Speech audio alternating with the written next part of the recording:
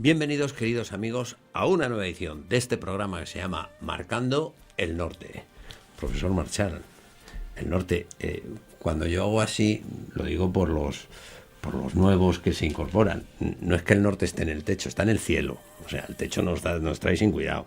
O sea, el norte no es, si el sur está así, y así, y así, el norte no está así, no está arriba. Eso es. Vamos a... Dice, uy, qué cosas más raras hace. No. Ese es nuestro norte. Y ese es nuestro norte para todo. Estamos haciendo una serie sobre la historia de Europa en esos siglos que se produce la ruptura de la cristiandad. Llevamos ya hemos hecho dos programas sobre ese gran reformador que fue Cisneros, que reformó la vida religiosa, la vida política, la vida cultural. Ese sí que hizo reformas potentes. Y vamos a hablar también de esa otra reforma, la reforma protestante, que es la que se separa de Roma, y de esa figura que es protagonista en esta reforma, que es Lutero. Pero antes quería yo preguntarle un poquito por la situación general de Europa. Es decir, ¿estaban las cosas como para reformar o se la inventaron? ¿Cómo estaba Europa? Así a vista de pájaro. Digamos que la situación europea, fijando una fecha, 1517... 1517. Que es cuando supuestamente Lutero cuelga en la puerta de la iglesia de Wittenberg las 95 tesis. Es algo también, es un acontecimiento que no sucede en realidad como tal, como el cine nos ha transferido. O sea, ya empezamos diciendo mentiras, ¿o qué? En realidad, mucho de lo luterano es agiográfico y tiene una reconstrucción o un sentido quizá preencaminando lo cinematográfico. Digamos que la vida de Lutero es muy controvertida y da lugar pues a prácticamente culebrones de Hollywood, ¿no?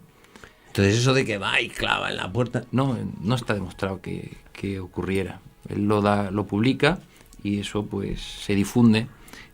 Podremos hablar después del papel de la imprenta en la difusión de esa reforma, porque es fundamental. Si la imprenta, la reforma protestante en sus distintas versiones no hubiera podido tener lugar. Bien, vayamos a lo general. Europa, sí, buena fecha, 1517. El contexto es el imperio, el Sacro Imperio Romano Germánico. Desde la Edad Media, esa unidad política que era fundacional de Europa, que el modelo estaba en Carlomagno, en esa relación de que los emperadores eran los señores, los estimuladores de la sociedad, los protectores de los que sufren, de la Iglesia, los que tocaban la atención de los nobles en los distintos aspectos.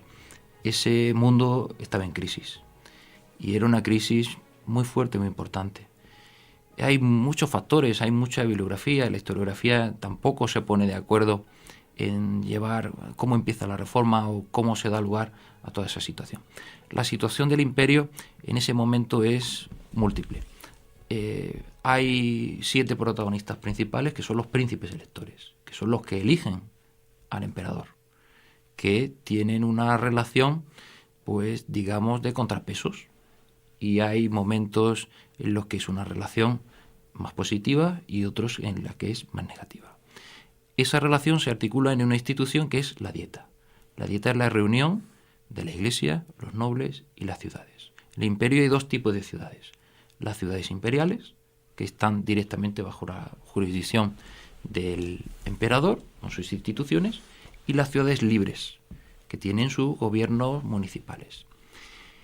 El Concilio de Basilea y cómo se resuelve es quizá el origen de un sentimiento en Alemania, en las regiones, lo que hoy llamaríamos Alemania, lo que entonces no es Alemania, que es muchas cosas, muchas lenguas, muchos dialectos, es pues una región geográfica caracterizada por la evangelización teutónica, es una región caracterizada por la geografía. No es un Estado. No es un Estado, ni siquiera una nación, ni siquiera todavía es una unidad lingüística.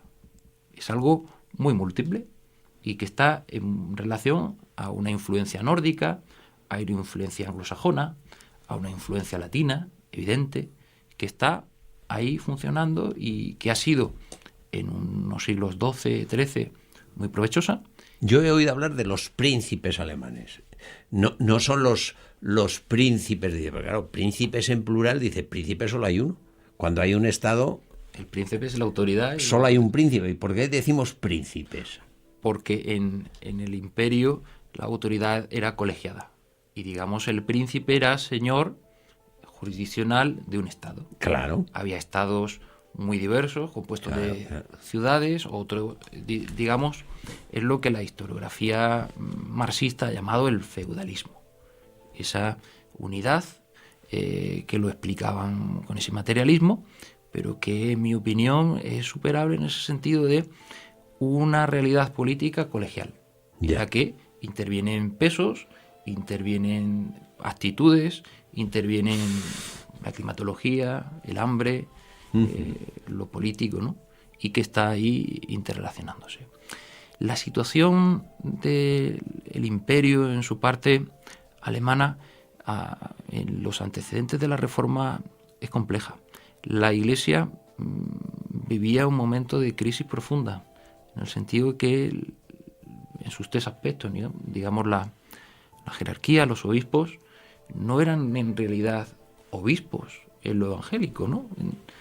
En cuanto a que, como las rentas eran una de las cuestiones económicas fundamentales del imperio, el interés que tenían los príncipes era de controlar gran parte de las rentas episcopales, que era prácticamente uno de los grandes poderes del imperio, la Iglesia. Y la Iglesia alemana era rica, y el control de esas rentas era fundamental. Claro. Luego había otra dimensión, que es lo religioso.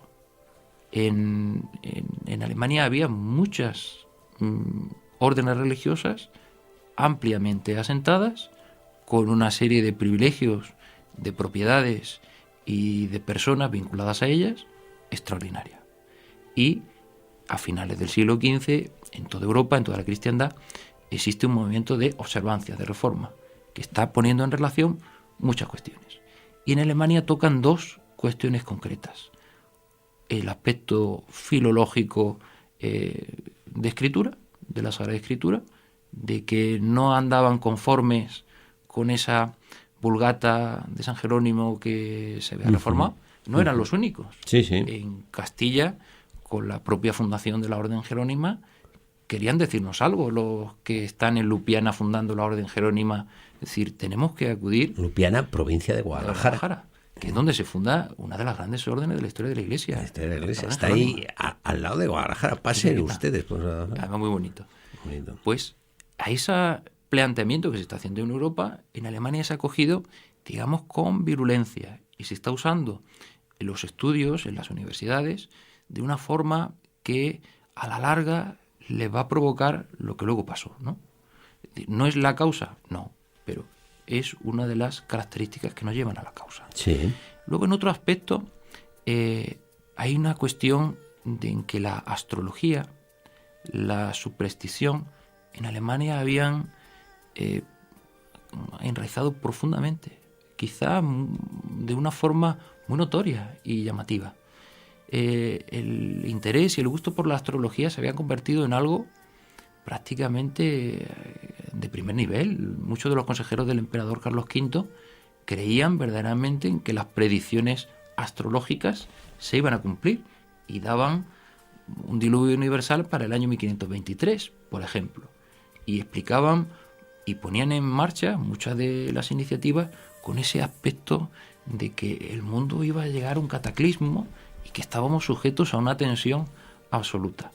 Y luego, además, toda una serie de supersticiones que llevaban a la gente verdaderamente sufrimientos y a acusar a la meteorología, al clima, a la naturaleza, de auténticas cuestiones que se explicaban precisamente por eso, por la corrupción política, por la corrupción de la Iglesia, y eso llevó a un clima que luego lo que es la generación de Lutero, de Melanchthon, su sucesor y biógrafo, atan perfectamente, y luego que los calvinistas pues hilarán rápido, y se articula de forma general en una idea que es las indulgencias. Las indulgencias, que es algo muy habitual de la Iglesia cristiana desde muy antiguo, es una... Explique usted esa cuestión, que esa me parece nuclear. La indulgencia, yo no soy sacerdote ni teólogo, pero sí, creo pero que el significado de las indulgencias. La indulgencia es la remisión de la pena temporal en la culpa por los pecados.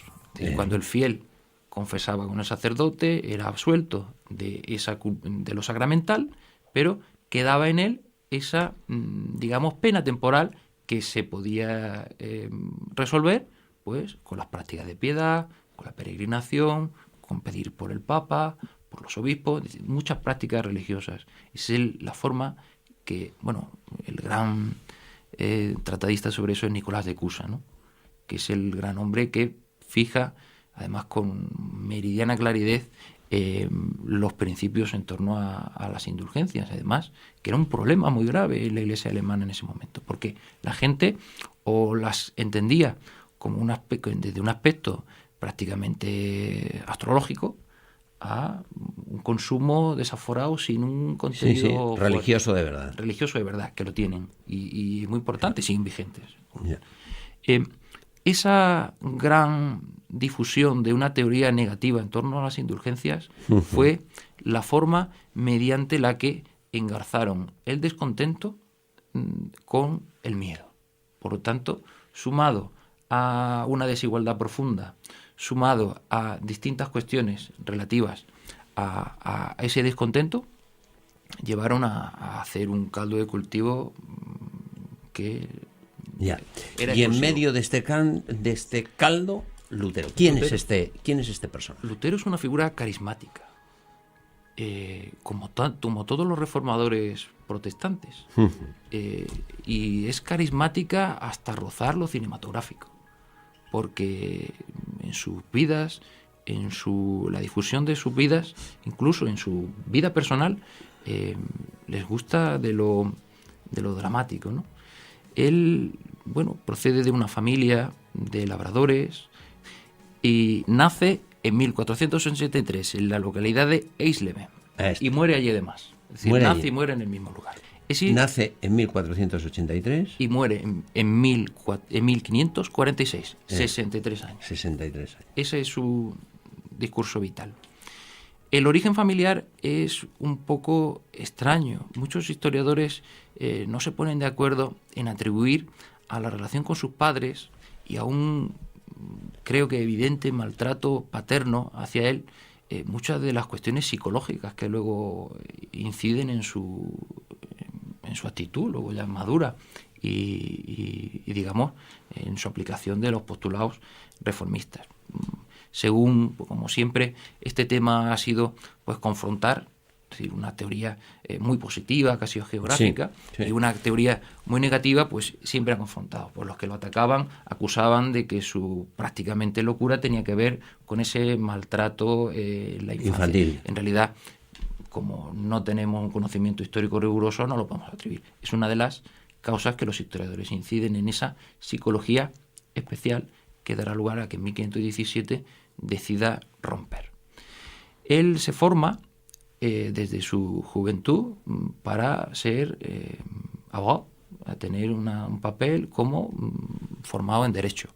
Pero le sucede algo pues sobrenatural.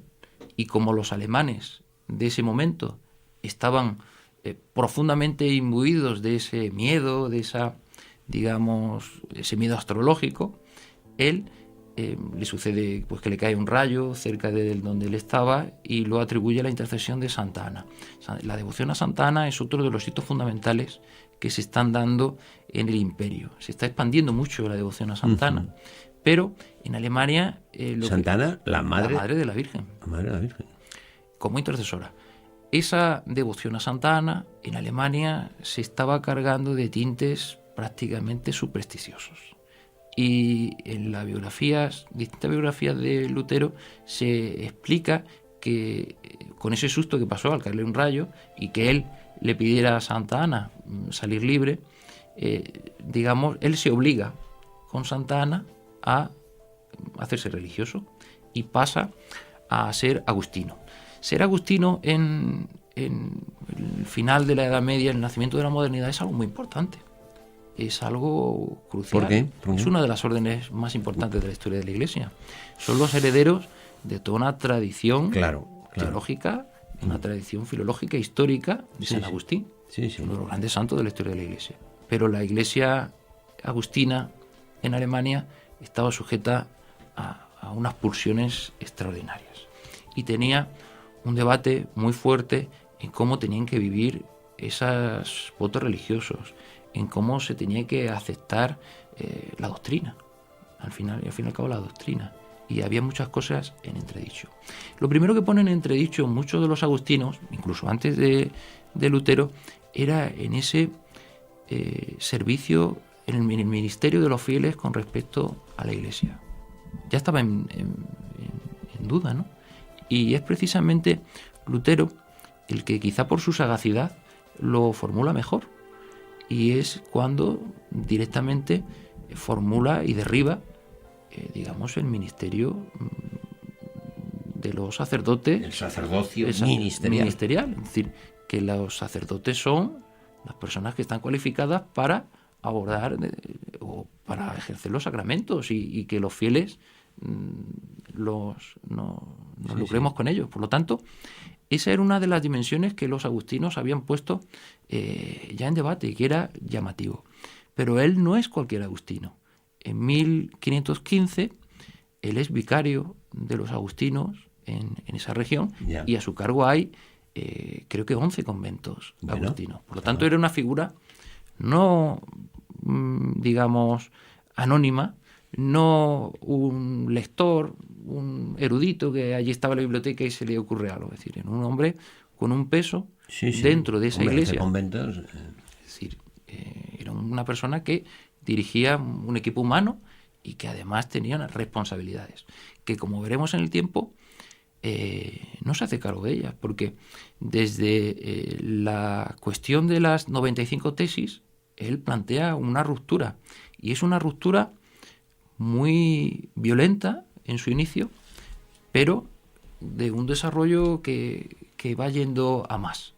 Es el momento en el que se dan cuenta de que ha nacido algo nuevo y de que en realidad lo que están construyendo difícilmente va a tener casado con la tradición católica cristiana occidental europea, ¿no?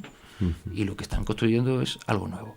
Lutero será quizá el más conservador de todos los reformadores, y luego llegarán pues auténticos exaltados, auténticas figuras históricas bastante en entredicho, ¿no? Será Calvino, con toda la persecución que la Iglesia reformada calvinista ejerce, con esa visión proselitista de la religión reformada. Incluso les hace entrar en colisión con los luteranos, luego ya en un momento posterior a lo que es la paz de Augsburgo, ¿no? Y todo lo posterior a la muerte de Calvino, en que se convierten los calvinistas en una iglesia reformada bastante proselitista y muy en punta, ¿no?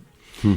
Pero antes de llegar a eso, el panorama personal de Lutero le lleva a ir cometiendo imprudencias desde un aspecto como historiador. Enseguida que él, por la cuestión de las indulgencias, que era uno de los temas candentes de la sociedad, cómo explicar las indulgencias, por qué se estaban estableciendo nuevas indulgencias. El origen es una polémica, y es que el arzobispo de Maguncia era delegado por el Papa para cobrar y sostener las bulas, igual que la bula de cruzadas se estaba desarrollando en Castilla y que los papas se estaban confiriendo a los reyes, en el caso del imperio. La bula de cruzada que tiene su origen en la cruzada contra los musulmanes, ¿no? Pero que es una gracia de la Iglesia al poder político para la financiación de... Es decir, mire usted, si usted lucha contra los musulmanes para que no acaben con el cristianismo, yo le concedo una indulgencia. Pero claro, si usted no lucha, pero ayuda a luchar, tiene una indulgencia, ¿vale?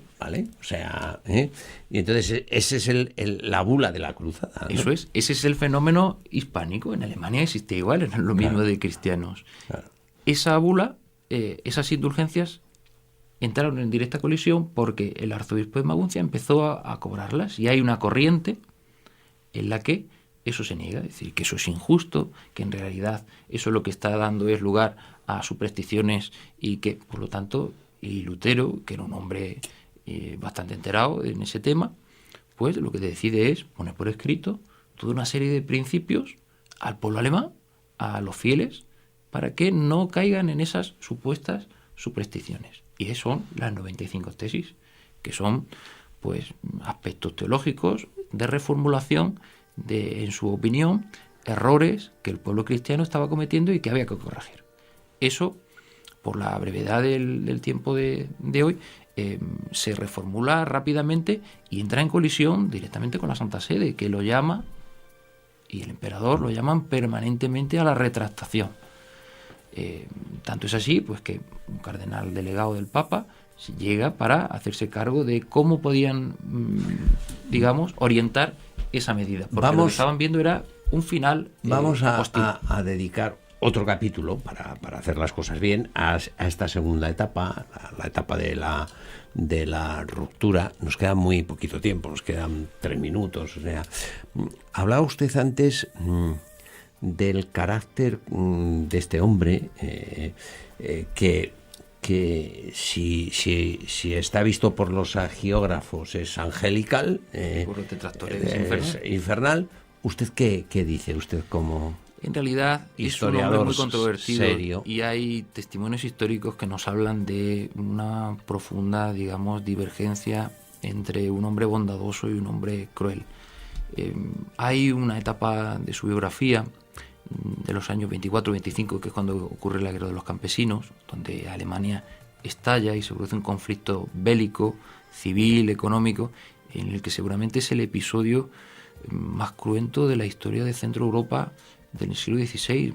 Calculan que murieron más de 80.000 personas, una población también muy reducida en ese conflicto. Además, un conflicto antiseñorial, antirreligioso, prácticamente mesiánico, profético.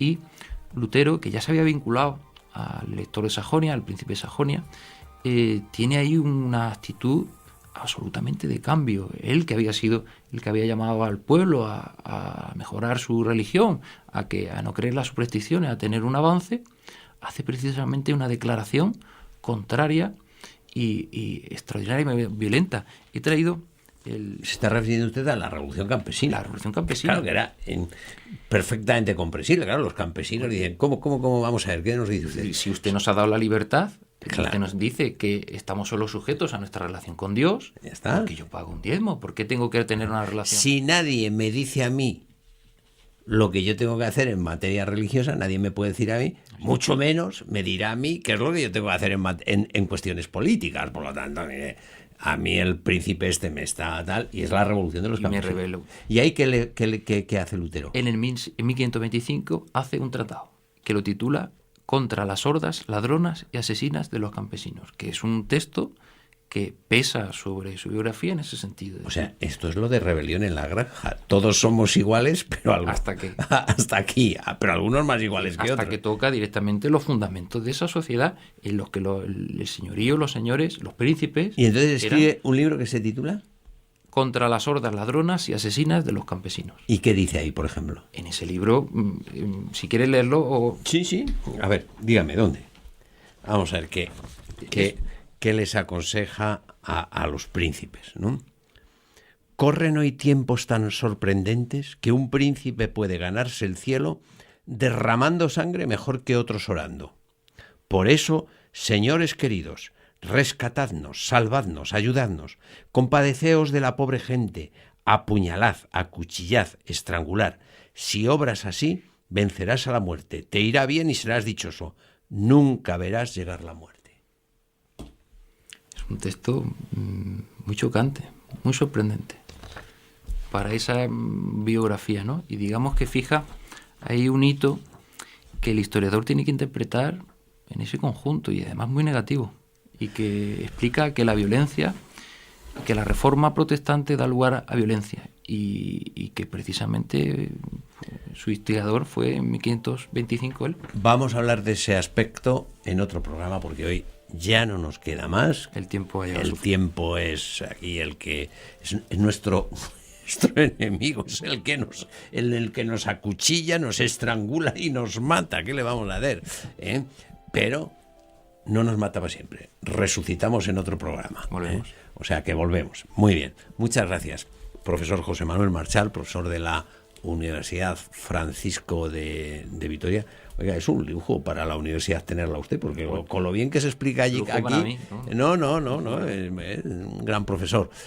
Muchísimas gracias a ustedes, queridos amigos, por estar con nosotros. Que si se perdieron los programas anteriores, no pasa nada. Ustedes van a la página de la televisión, Eukamami, que lo pone nuestro equipo, pone ahí, pues yo lo digo mal, lo pone, y ven los anteriores, que son los de Cisneros, la reforma de Cisneros, la reforma en España, que es muy, muy importante, y ahí nos pueden seguir. Nosotros, por la fidelidad suya, por lo que nos ayudan a difundir este programa con sus amigos, mandándole los enlaces en correspondencia, qué menos que ponernos a trabajar para que dentro de pocos días le podamos ofrecer una nueva edición de este programa que se llama Marcando el Norte.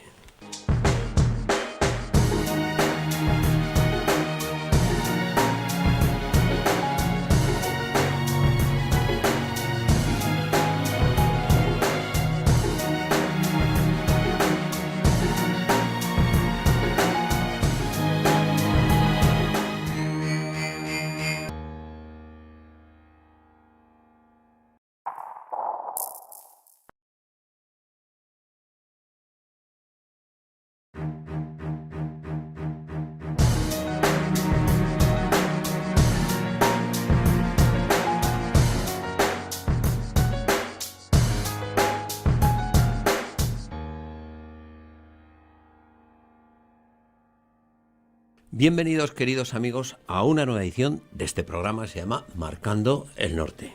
Bienvenido, profesor José Manuel Marchal, profesor de Historia de la Universidad Francisco de Vitoria. Estamos viendo la reforma de la Iglesia, la reforma que se inicia también con Lutero, que se separa de la Iglesia. Vimos los dos primeros capítulos, la reforma que lleva dentro de la Iglesia Cisneros. Que ustedes no lo vieron, no se preocupen. Vayan a la página de la Eukamami, que ponen ahí, nuestro equipo pone el cartel para que no les despiste yo, porque seguro que lo digo mal. Pero ahí en esa dirección tienen ustedes los programas que vamos siguiendo en esta serie.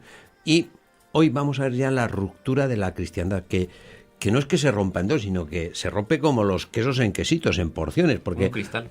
Reformador, dice, hay varios, hay que hablar en plural. ¿De qué reformadores estamos hablando? Bueno, hay como... Además de Lutero. Además de Lutero hay varias, reformas principales. Aunque toda la reforma protestante lo que la caracteriza es como si se hubiera quebrado un cristal. Miles de iglesias, miles de reformadores. Se articulan, los historiadores las han dividido en cuatro movimientos fundamentales. El luteranismo, que es el que sigue a Lutero con sus distintas ortodoxias y heterodoxias.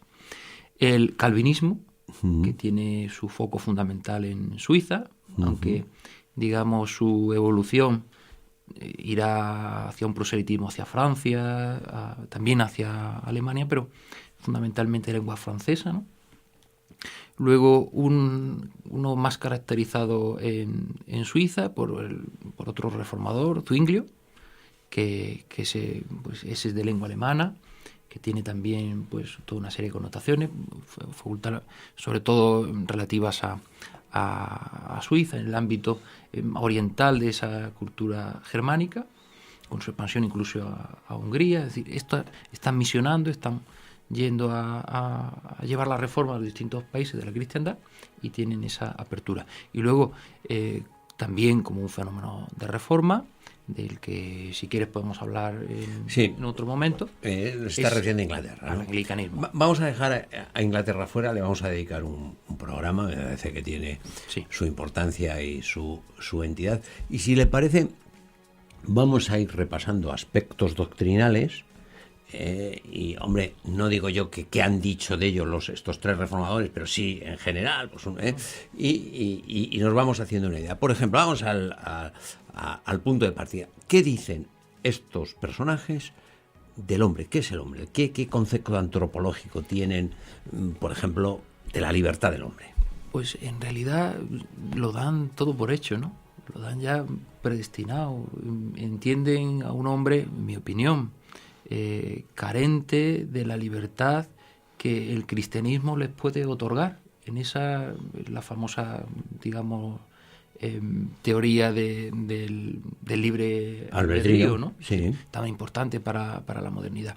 Consideran un hombre que solo se justifica. Dios que te creó sin ti no te salvará sin ti. Esa es una máxima desde los tiempos más antiguos. Eso en ellos pesa fundamentalmente, pero restando y cambian completamente esa humanidad con la que se acogen, ¿no? Y su antropología, su forma de percibir la comunidad, el fiel, ese gregarismo que es vacío en ese sentido, ¿no? Ellos promueven la reforma no hubiera sido exitosa si no hubiera tenido una rápida asentamiento y un rápido reconocimiento popular, y la imprenta ahí jugó precisamente el papel. En esa razón del hombre que daban los protestantes en el siglo XVI va mucho de la publicación de determinadas obras que inciden en eso. Fundamentalmente, comentarios a la Sagrada Escritura, traducciones de los textos bíblicos, cada una de las iglesias reformadas con un texto, con unas interpretaciones, con la validación o la negación de unos, lo que da lugar ahí, digamos, a un mare magnum de complejidad importante, ¿no? El hombre, pues sin duda, como en esa teoría de la devotio moderna, en ese humanismo que es la ideología que está imperando, es central, pero vuelve a convertirse en un hombre vacío. La respuesta luego en Trento, no respuesta, sino la fijación. Haremos un capítulo sobre Trento, supongo, ¿no? Bueno, vamos a ver, como buen profesor se ha traído aquí los esquemas, los apuntes que me los ha pasado para que yo no me pierda. Entonces, aquí tiene usted una serie de puntos fundamentales de la doctrina que, si parece, los vamos a ir repasando. Entonces, ¿qué dicen de la fuente de la fe? Que es la Escritura. La Escritura. Se detienen fundamentalmente en entender que la Escritura es la fuente fundamental para el fiel y su relación con Dios. Si no viene en la Sagrada Escritura, no es reconocible por la comunidad cristiana de la Iglesia Reformada. Es decir, no admiten esa tradición de la Iglesia en el derecho, en la tradición histórica, en los santos padres, los comentarios que en toda esa tradición heredada. Y es más, en mediante esa postura y la aplicación de ese sagrado, de la Sagrada Escritura a menú, pues lo que da lugar es a rupturas importantes, en el sentido de que no reconocen la primacía de nadie, ponen en duda. Sí, porque es la Escritura y la libre interpretación. La libre interpretación de cada uno como lo lee y en su lengua, con la traducción de que cada una de las iglesias se dé. Por lo tanto, falta una sistematización que sí existía en el mundo católico, que posiblemente había sido una de las razones que en el siglo XV provocaron esa crisis de la Iglesia alemana, en que el acceso a la Sagrada Escritura era difícil, pero no por vetado, sino por lento y porque estaba sujeto a interpretación. Cinero respondió rápidamente a eso. Se hace la Biblia políglota para formar al clero toledano, español, en Sagrada Escritura. Y responden rápido. En Alemania no había pasado eso. Y lo que se incide es en que la Iglesia carece de un texto autorizado y hay que dotárselo. Eso da lugar a unos debates una serie de distintas sectas, ese cristal roto. Sí. Oye, a mí lo que me hace gracia es lo del cada uno lee las escrituras y dice, pues oiga, pues yo las leo según los interpreta la Iglesia Católica. Dice, no, eso no es libre examen, ¿no? Dice, oiga, ¿no dice usted que cada uno? Dice, pues yo quiero que lo mío... No, claro, pero lo pones en entredicho. No, es que no, tiene eso no. Exactamente. Bueno, la salvación, ¿qué dicen? Pues que solo se justifica mediante la fe. Solo te salvas si crees fundamentalmente y solo mediante la fe. Esa es la idea central de la idea.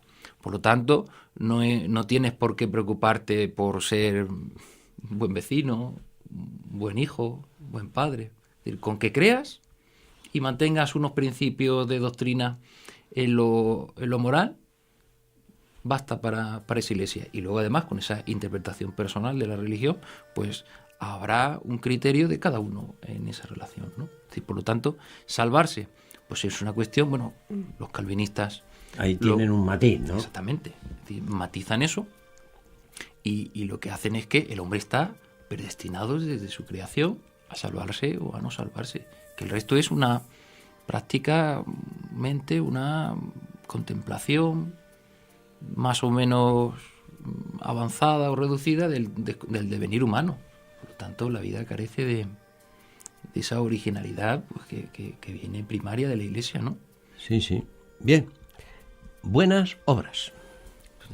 La caridad, la misericordia, la riqueza de la tradición. ¿Cómo interpretan pues, estos señores? Que solo son fruto de la fe y que se entienden como un don gratuito de Dios únicamente. Es decir, no parten del hombre ni entienden que Jesús... Pero eso entonces lo que presupone es que tienen un concepto muy malo del hombre, ¿no? O sea, porque si no... Negativo.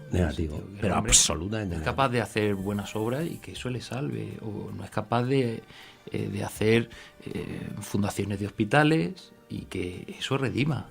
Y bueno, y ya en una cuestión concreta e histórica, cofradías, fundación de hospitales asistenciales, dotaciones testamentarias para casamiento de huérfanas, de todas las que se nos ocurran, no tienen cabida en esa reforma, ¿no? Por lo tanto, lo que supone es una ruptura tremenda, ¿no?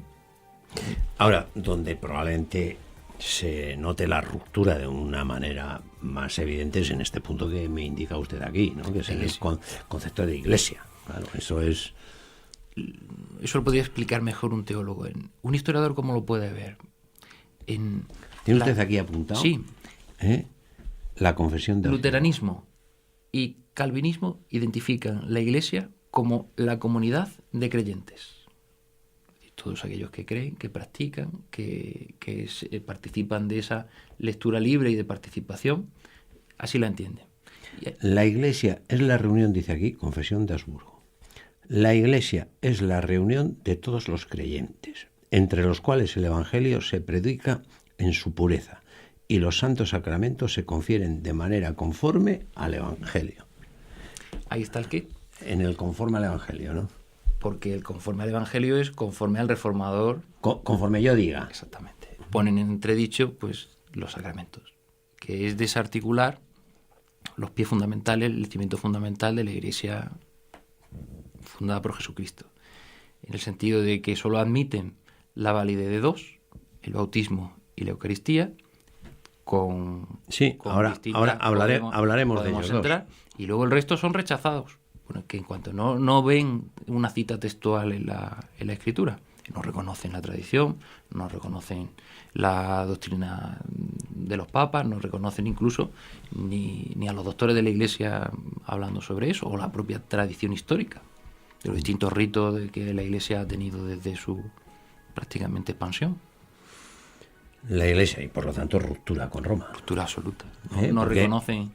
Es decir, cualquier reunión de creyentes para ellos es iglesia, y además una iglesia con mando en plaza. Es decir, que en la propia ciudad podía haber varias comunidades con una independencia absoluta. Eso pues da lugar a confederaciones, congregaciones, que es el nombre histórico de esas entidades, que pues tienen una serie de problemas, incluso con el tiempo, de convivencia, y que lo que llevará es a persecuciones entre ellas mismas. Entre ellas mismas. El calvinismo persigue abiertamente posturas que se salen de la posición calvinista, y el luteranismo, fundamentalmente en esa región de Wittenberg, donde se blinda esa ortodoxia luterana, habrá, digamos, una institución para perseguir al desviacionista. Al desviacionista. Es un poco extraño que ellos mismos aboguen por esa libre interpretación y a la vez acoten de una forma tan radical eso. Eso tiene significado histórico, y lo que provoca es que el Sacro Imperio, en su parte, la parte reformada, durante casi 200 años, es un campo de batalla, un campo de disputa. Bueno, ya vimos así, como la broma de la guerra de los campesinos, hablaba usted de 80.000 campesinos que se llevaron por delante. Es el gran conflicto, el gran cataclismo de la modernidad. Se nos ha presentado a veces los protestantes, la reforma protestante, como la llegada de la libertad y la tolerancia. Pues, pero aquí esto no... En realidad la historia dice otra cosa. Dice otra cosa, ¿no? Bueno, la Iglesia, el bautismo. Este es otro punto fundamental. El bautismo es uno de los sacramentos que salvan de esa quema mediante esa libre interpretación del magisterio, del evangelio. La mayoría de las iglesias reformadas tienen prácticamente con coherencia la idea de que el bautismo es la iniciación del cristiano. Ajá. Pero hay distintos momentos en los que recibirlo.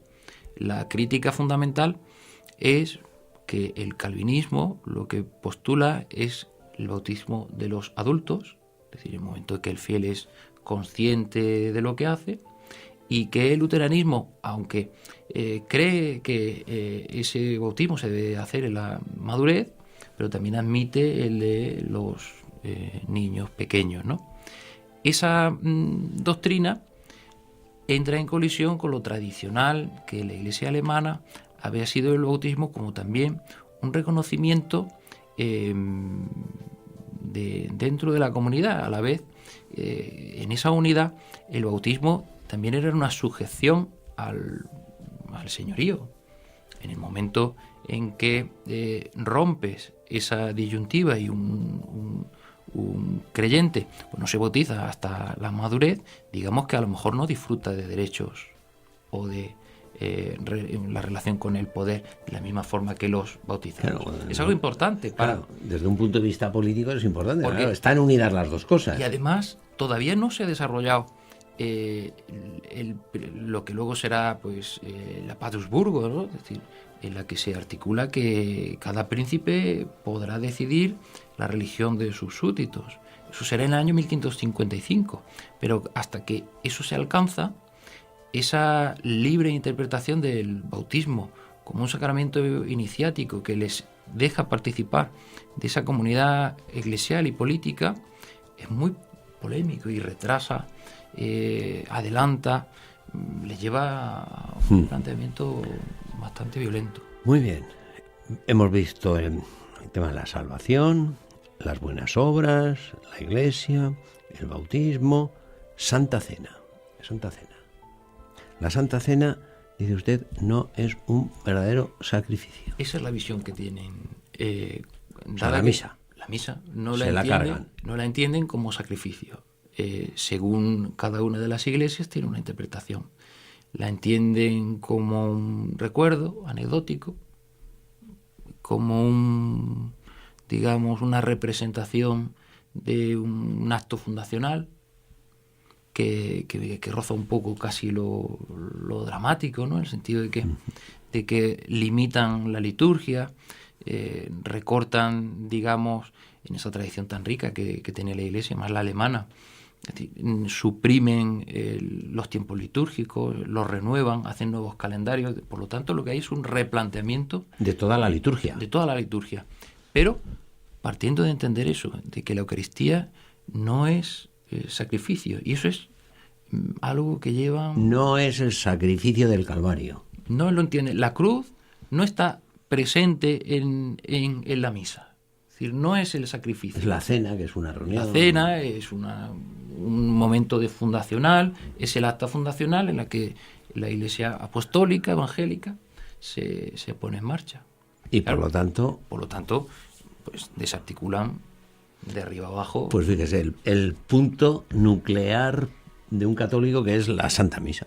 Pero además de un católico alemán, porque es uno de los principios más expandidos por la doctrina de Nicolás de Cusa, que había postulado mucho precisamente en Alemania. La Eucaristía como centralidad. Las primeras fiestas del Corpus Christi se celebran en Colonia en el siglo XIII. Ahora hablaremos de la Eucaristía, porque yo creo que merece un tratamiento específico, si le parece. Hemos visto que la Santa Misa desaparece. Sí, no Eucaristía. Aquí difieren, cada una de las iglesias tienen un distinto aspecto. Ah. Los luteranos entienden que no existe la transustanciación. Ajá. Por lo tanto, lo que entienden es que las especies eucarísticas están ahí en esa circunstancia. En el momento que deja de celebrarse esa Eucaristía o deja de tener lugar ese sacramento, deja de tener una vigencia. O sea, no tiene sentido el sagrario. No tiene sentido. Ni tiene sentido la comunión, ni tiene sentido... O sea, ellos dicen que los luteranos, sí, bueno, que cuando se consagra los protestantes... Además, los que están interviniendo en la Reforma, es decir, en un momento de profunda exaltación. Sí, que Jesucristo viene en el momento de la consagración, pero se acaba la misa y desaparece Jesucristo. Sí, y además la interpretación de eso hay una tratadística luterana muy, muy importante. El mismo Lutero hace un tratado sobre la Eucaristía y razona exactamente por qué entienden no como sacrificio, como recuerdo. Claro. Y que esa presencia, que es admitida entre las iglesias reformadas, la más ortodoxa en eso es la luterana. Sí. Porque los otros van más lejos. Los otros van más lejos. Incluso, ¿dónde van? Pues incluso hasta suprimir enteramente todo. Y que la Eucaristía ni siquiera está presente. Ni siquiera está presente, y es un signo, un símbolo, igual que pueda ser el incienso o la cera en el altar. Y ni siquiera. Porque en el siglo XVI... O sea, por eso dice usted que los seguidores de Lutero todavía... pero mantienen una cierta... Pero los otros ni eso. Ni eso. El mundo anglicano y el mundo luterano mantienen en lo que es la especie eucarística ese concepto. De símbolo. De símbolo. En el XVI, todas esas iglesias establecerán toda una doctrina en la que tendrá un peso extraordinario esa idea. Con el tiempo irán cambiando, la propia comunión anglicana pues tiene toda una serie de principios sobre eso, que las actuales iglesias protestantes tienen toda una serie de principios nuevos y reformados, pero esa pujanza inicial en cuanto a eso es violentísima, es decir, niegan la transustanciación y incluso lo entienden como un símbolo material. Ya. Algo central, incluso la tradición alemana. Habían desarticulado todo su aparato. Vamos espiritual. A seguir avanzando. Sacerdocio, los sacerdotes. No existe como tal, cada uno de los creyentes es sujeto de adoptar un sacerdocio. En todo caso, lo que admiten cada una de esas iglesias es un ministerio concreto.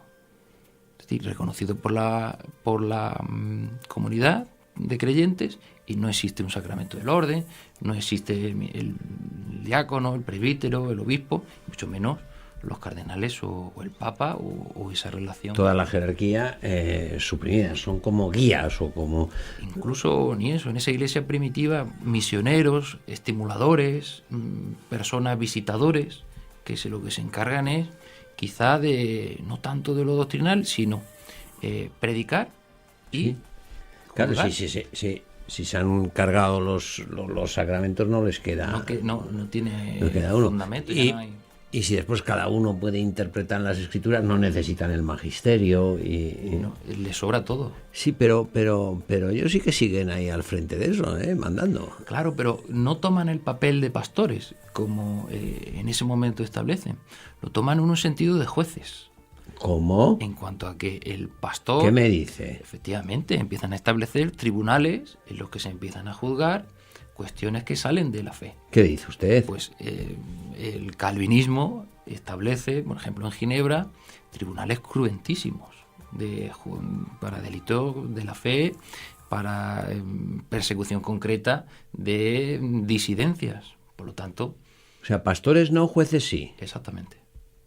Eso es muy interesante como fenómeno histórico. La muerte de Miguel Servet en la hoguera.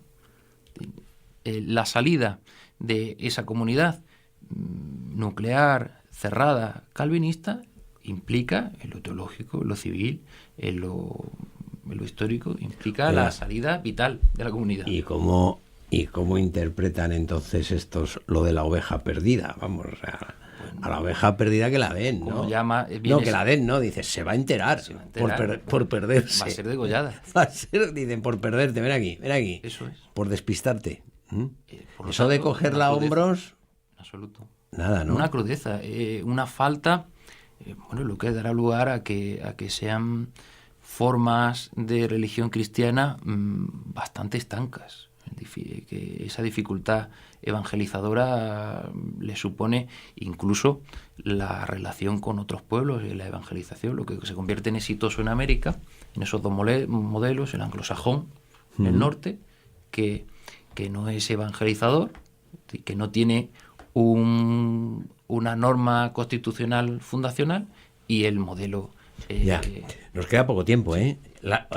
Una de las cosas que me llama la atención, yo confieso que nunca he entrado en una iglesia protestante. ¿Qué le vamos a hacer? Yo tampoco. Pero sí que he visto películas, y una cosa es la frialdad de las iglesias. Las imágenes sagradas... La iconoclastia. Sí. El borrar del imaginario la imagen como instrumento evangelizador, intercesor. Esa cuestión fue algo muy radical que existe en el 16.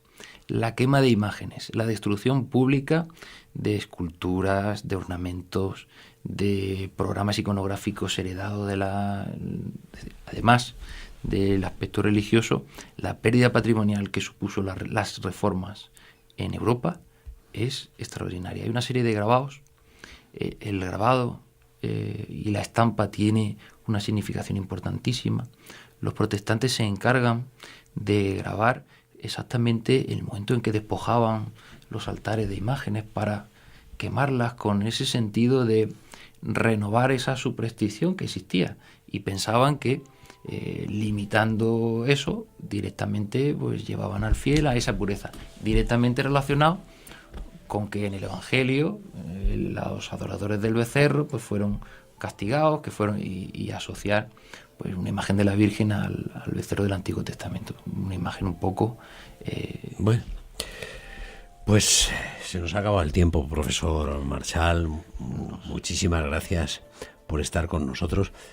Hemos dejado en todo esto, hemos orillado muchas cuestiones interesantes. No da tiempo, y sobre todo un punto central que es el anglicanismo, lo que sucede en Inglaterra, por la importancia histórica que eso tiene, y por lo tanto queda usted emplazado para el próximo programa. ¿Volverá? Será un honor. Bueno, pues muchas gracias, queridos amigos. Aquí estaremos. Muchas gracias por seguirnos. Muchas gracias por difundir nuestro programa entre sus amigos. Denle ustedes la dirección completa que aparece ahí en pantalla, donde están todos los programas, donde se pueden seguir los de esta serie, los de cualquier serie y los de otro programa de esta televisión, que son todos muy buenos. Ánimo. Muchas gracias. Nosotros, en contraprestación, nos vamos a poner a trabajar para que dentro de unos cuantos días les podamos ofrecer otro nuevo programa, otra nueva edición de este programa que se llama Marcando el Norte.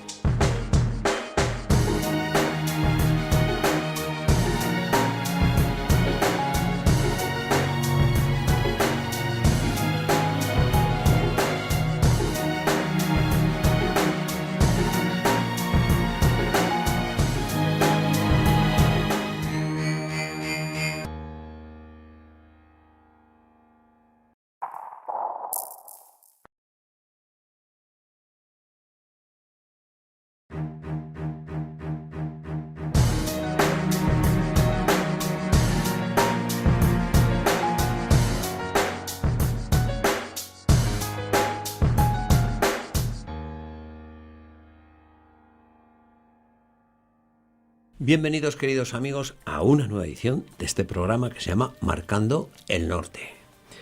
Bienvenido, don José Manuel Marchal. Bien hallado, muchas gracias. Don José Manuel es profesor de Historia de la Universidad Francisco de Vitoria. Es un experto en Edad Moderna, en los siglos de la Edad Moderna. ¿Qué entendemos en España por Edad Moderna? Bueno, el periodo de tiempo que va desde más o menos los finales del siglo XV hasta la Guerra de la Independencia contra los franceses. Eso es, y además él ha centrado su estudio, en su tesis doctoral, en Cisneros. Sí, su proceso de canonización, que no tuvo fruto. Al que hemos dedicado 2 programas que ustedes, si no lo vieron en su momento, o lo quieren volver a ver, pues es muy fácil. Van a la dirección de la página, que es la que le ponen ahí en pantalla nuestros equipos, Eucamami, y ahí ya está la serie de, no solo de Marcando el Norte, sino de todos los programas de la televisión, pero bueno, como hemos hablado, ahí está. Bueno, él es profesor de Historia y me ha hecho él una propuesta que me parece muy interesante. Oiga, las cosas que dijimos en el último programa, claro, son tan increíbles... Y bueno, es que estos no le quieren bien a Lutero, se lo están inventando, le tienen manía, Coraje. Como lo del colegio. El profe me tiene manía, dice, le he dejado en blanco el examen y me ha suspendido porque le tengo manía. Dice, un momento, vamos a traer el examen. Documentos históricos. Vamos a leer, vamos a ir comentando y vamos a ir leyendo. Y lo mismo que hicimos en el otro programa, que fuimos repasando las distintas facetas, los distintos conceptos de los luteranos, vamos a hacerlo hoy, pero con textos, leyendo. El conocimiento de Dios en Lutero. Diga usted qué es fundamental y qué es lo que hay que leer. Yo, si quiere, usted lee uno, yo leo otro, nos repartimos el trabajo. Eso sí, usted me dice dónde tengo yo que leer y dónde lo tengo que leer. A ver. Ya se lo voy marcando. En realidad, toda la, digamos, selección de textos históricos sobre Lutero parte de un principio, y es que él, cuando en 1517 rompe, lo que plantea es todo nuevo, y tanto los escritos de teología como la reforma litúrgica, los calendarios, los distintos textos que hace al pueblo alemán, a la nobleza, propagandísticos, tienen un matiz, y es el de proponer novedades. Y en todo su texto encontramos ese planteamiento de novedad, y además con un matiz, que es la imprenta. A Lutero, cuando escribe, sabe perfectamente que lo que escribe tiene un reflejo inmediato en semanas o en meses, en la imprenta, y una difusión extraordinaria. Eso dice mucho de un teólogo reformador que está escribiendo, porque sabe precisamente que no es un texto responsabilidad que tiene, claro. No es un texto para clase, o no es un texto que quede ahí en su escritorio. Esa responsabilidad es extraordinaria. Y bueno, una selección, lo que usted ha dicho del el conocimiento de Dios, sí, de Lutero. Yo creo que es quizá el documento para inaugurar y abrir la sesión de hoy, sí. Creo que es paradigmático. Si te parece, a ver. Comienza haciendo, es un comentario muy famoso el que hace la Carta de los Romanos, y hace el siguiente planteamiento: toda ascensión hacia el conocimiento de Dios es peligrosa, excepto la que pasa por la humanidad de Cristo, porque esta es la escala de Jacob por la que hay que subir. Y no hay otro camino hacia el Padre sino el Hijo, Juan 14. Por lo que dice, ninguno puede llegar al Padre si no es a través de mí. Y esto mediante el afecto, según el dicho del apóstol, Romanos 1. Las notas invisibles de Dios pueden contemplarse intelectualmente a través de las cosas creadas. Es decir, la relación entre la creación y el hombre. Otro camino son los misterios de la Escritura. Pero, ¿qué fruto han dado el uno y el otro? ¿Soberbia o desesperación? El conocimiento y la sabiduría, en efecto, hacen a uno naturalmente soberbio y presuntuoso, como dice el apóstol. O sea, una desconfianza en la razón, ¿no? De la ciencia. Y de la ciencia, ¿no?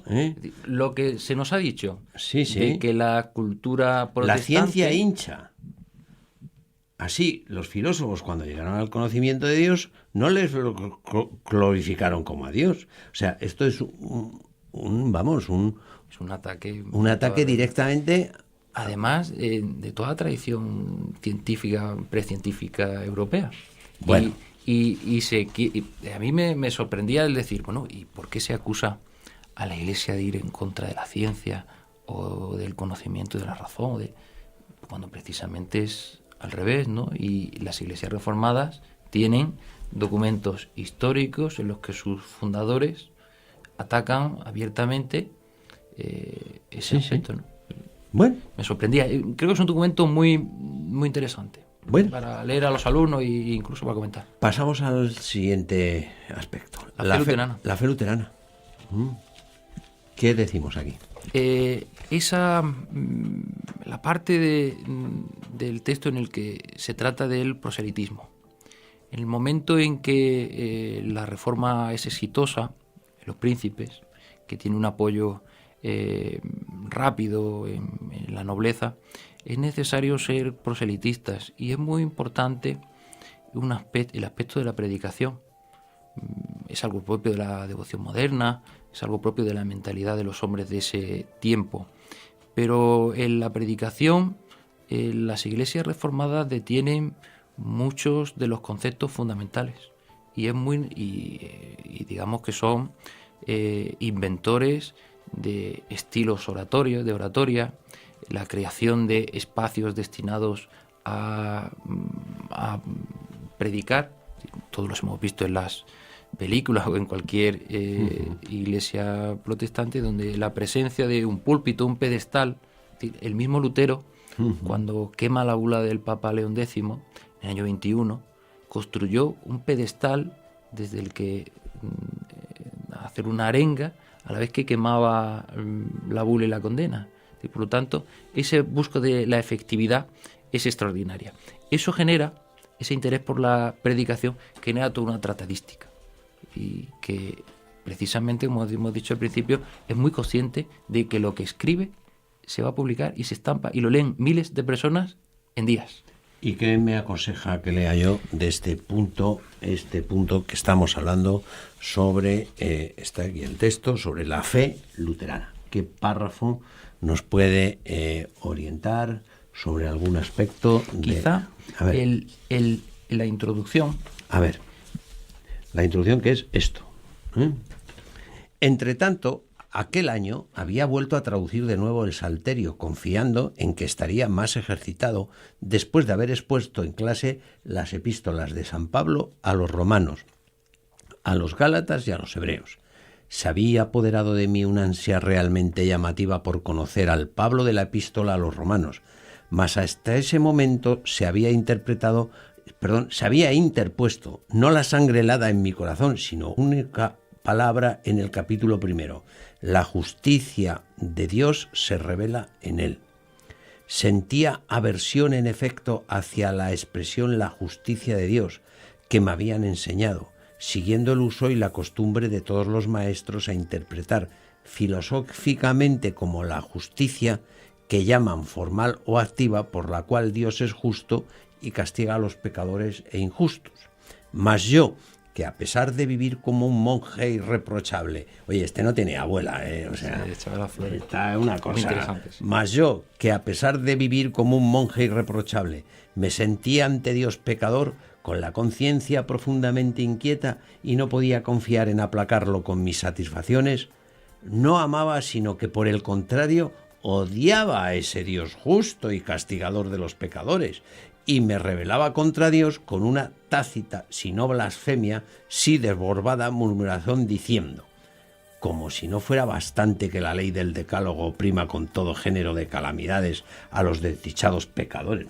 Entonces, Esto introduce dos novedades en la literatura luterana, personal de Lutero. Ya. Él, cuando escribe, habla como un testimonio personal. Sí. Es decir, y lo que está redactando es su visión personal sobre de lo que a él le va pasando. Esto me sugirió esto, este tema me llevó a aquel. Eso es una novedad en la literatura teológica. esa forma de dirigirse al fiel, en cuanto a que el que él tiene enfrente, al que es su posible lector, es un hermano para él. Pero lo siguiente es que eso abre también la cuestión de las traducciones, como él dice, y claro, tienen que dotar de todo un cuerpo de traducciones que sean asequibles para todos esas nuevas doctrinas. ¿Qué es lo que hace? Pues claro, es evidente que parejo a este tipo de obras, digamos, propagandísticas de la fe luterana, tiene que publicar traducciones de Sagrada Escritura y meterse, digamos, en faena. Y, entre otras, pues tiene que abordar temas como el del siguiente texto.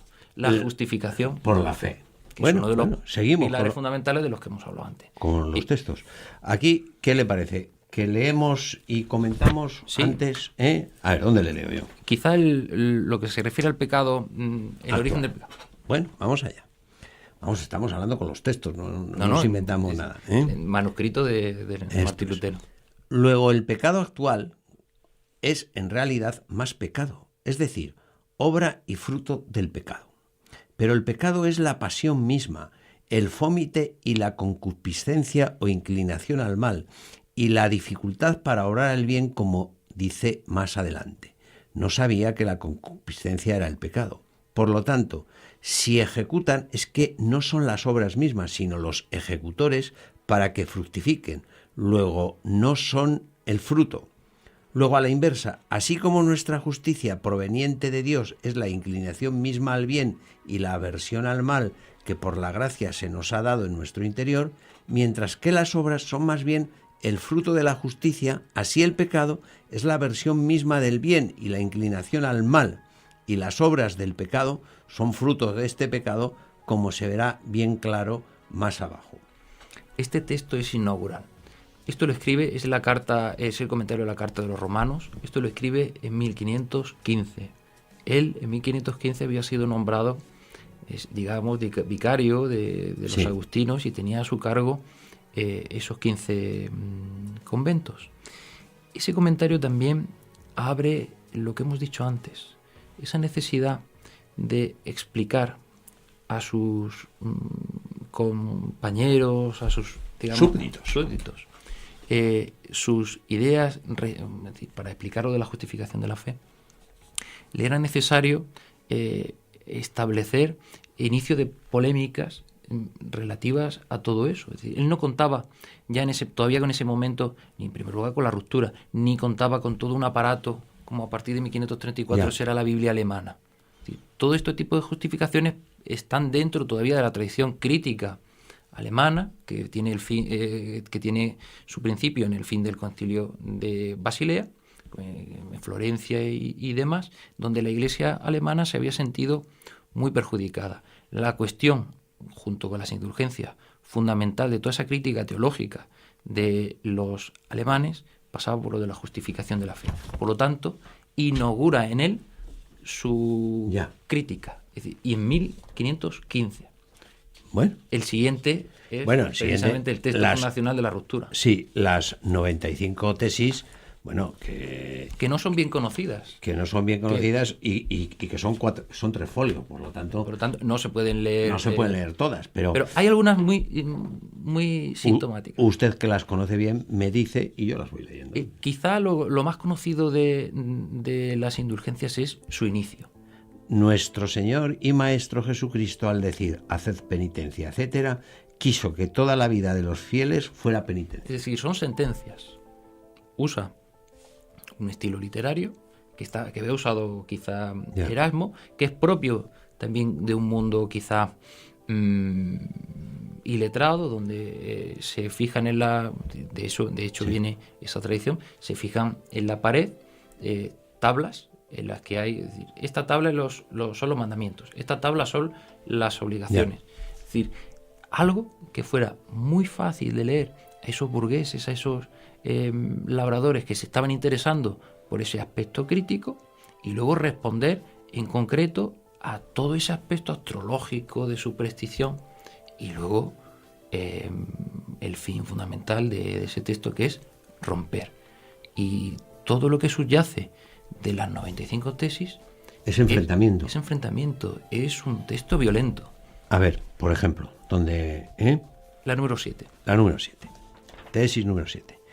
Dios no perdona a ningún hombre sus culpas, sin someterlo al mismo tiempo y humillarlo en todo al sacerdote vicario suyo. Eso es una invitación a rebelarte. Claro. Eso es. Aún así, esto es del año 17, todavía sigue manteniendo que puede haber un sacerdote que pueda establecer contigo una relación sacramental. No ha roto, pero la violencia del contenido es extraordinaria. Sí, y, o sea, es que transforma. Yo invitaría a leerlo transforma, despacio, las 95, y entender qué tiene de ruptura. Lo que entendemos por el sacramento del perdón, donde uno sale feliz de confesar y tal, él sin embargo dice que eso lo que es humilla. Dice...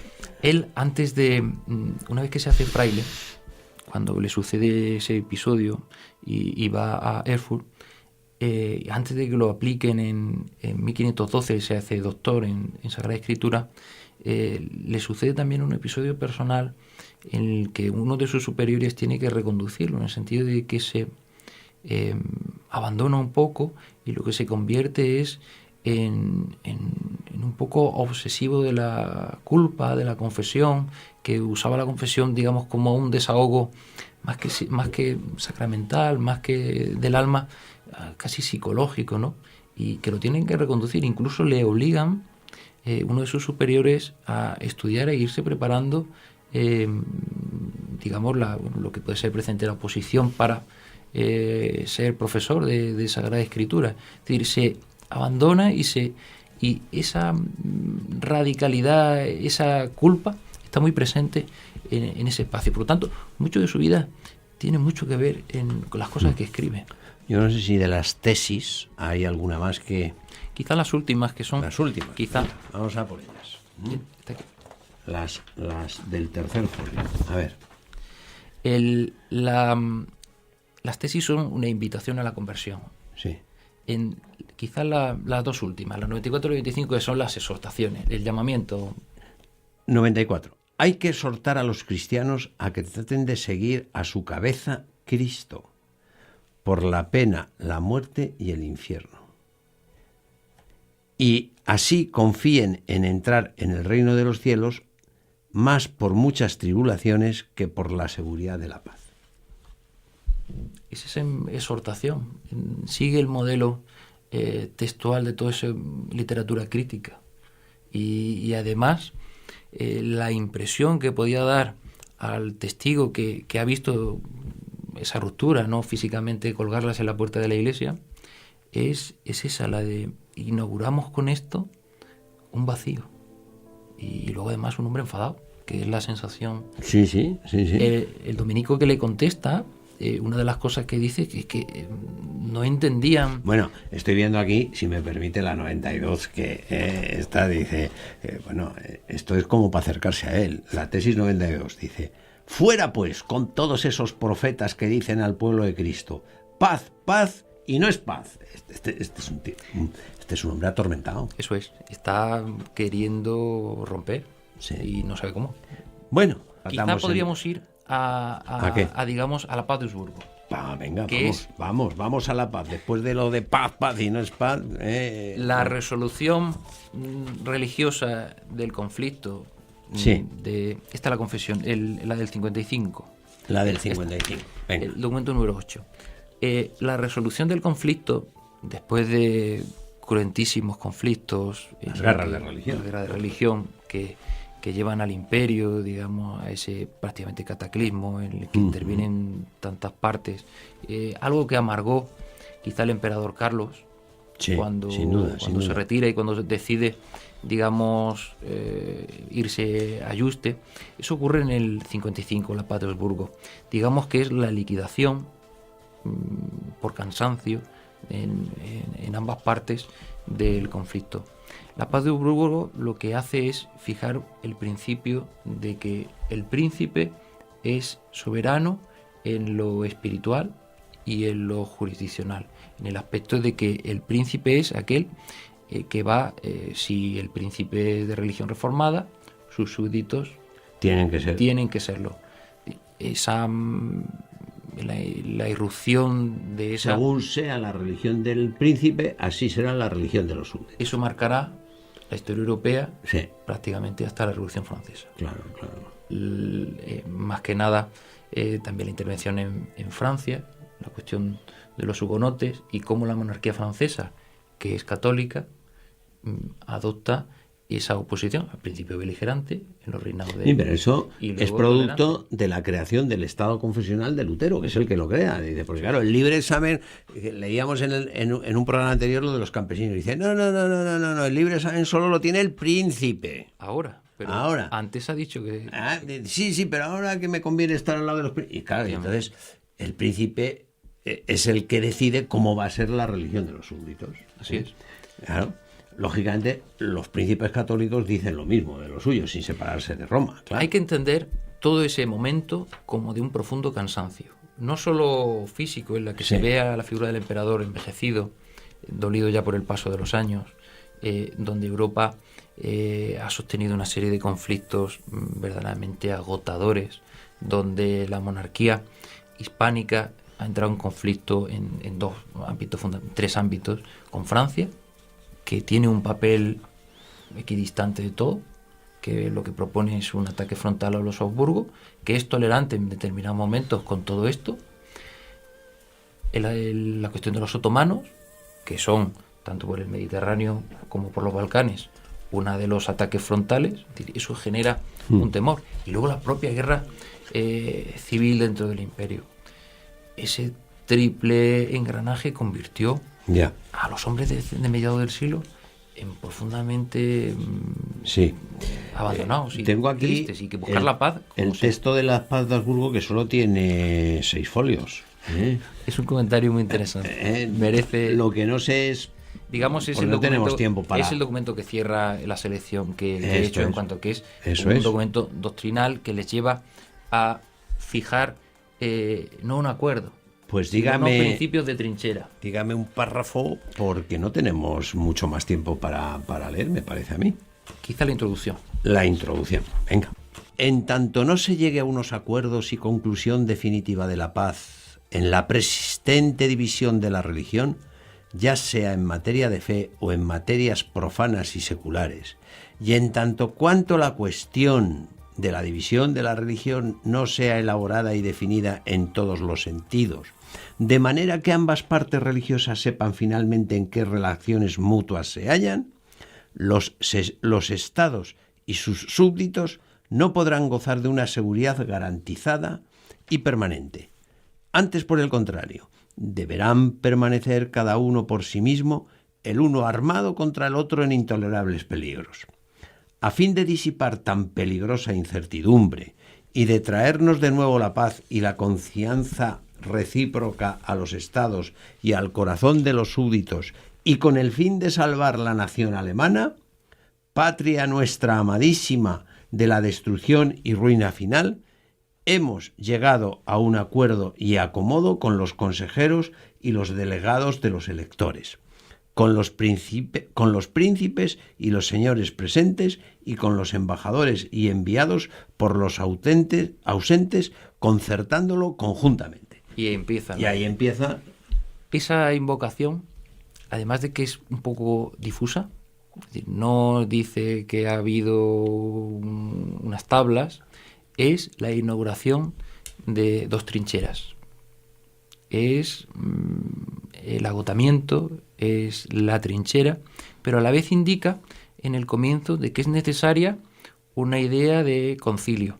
La idea de concilio tenía mucho peligro en todo este ambiente, porque el conciliarismo había sido una doctrina según la cual, una vez reunido el concilio, podían decidir cualquier cosa, y que el Papa era un poco menos que un testigo poco cualificado. Sí. Y eso había dado lugar a grandes males en la Iglesia, ¿no? Y además la tradición, y más los alemanes se consideraban muy agraviados por el concilio de Basilea. Por lo tanto, la propuesta de la realización de un concilio está ya aquí. Es decir, se está celebrando el Concilio de Trento, pero los alemanes lo que le han pedido al emperador es que el concilio tiene que ser en tierra alemana. Bueno, pues de eso hablaremos, del Concilio de Trento. Hablaremos porque es no fundamental. sin antes hablar de un tema que tenemos pendiente, que es el tema de Inglaterra, El anglicanismo. El anglicanismo y el Concilio de Trento. Bueno, pero eso es para otra ocasión, porque en esta el tiempo se nos ha agotado. Tenemos, eso sí, unos segundos para darle las gracias al profesor José Manuel Marchal, profesor de la Universidad Francisco de Vitoria, para decirles a todos ustedes que muchas gracias por estar con nosotros, por difundir nuestro programa.